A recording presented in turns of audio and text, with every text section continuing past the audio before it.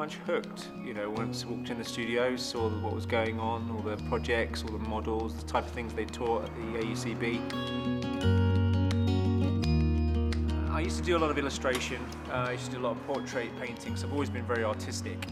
I used to collect all these little figurines, like of comic book characters, like Superman and Batman and Spider-Man. And just one day I was like just sitting down thinking, oh, you know, these are really beautiful like works of art. You know, these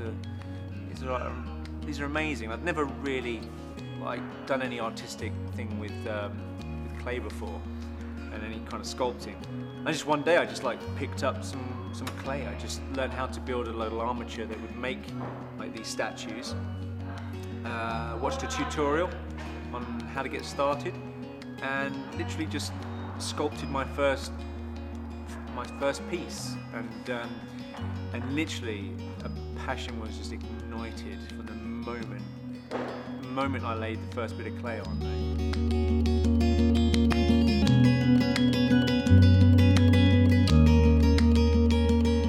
It's strange to, once you start sculpting, once you do something, it does take over you. It takes over your life, and sometimes, you know, I won't even eat and drink for hours because I'll be in a zone, and it's not because I have to be, it's because I'm enjoying that moment. I'm having a sort of man versus machine like battle royale, basically. I'm taking something that ordinarily in the world would be rendered on computer, modeled on computer, and then printed 3D. And I'm taking something very complex that would ordinarily be done like that and actually physically making it, just to prove that there's this, you know, that we can as humans still do the level of quality that a machine can do.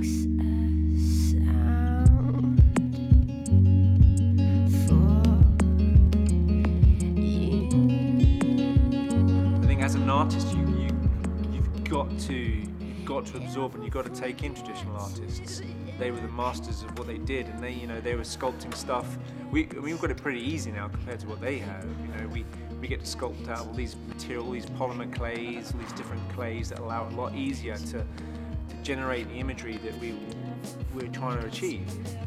Back then, you know, they did it out of stone. They did it out of like the worst, you know, materials they had going for them, and they produced these amazingly beautiful works of art.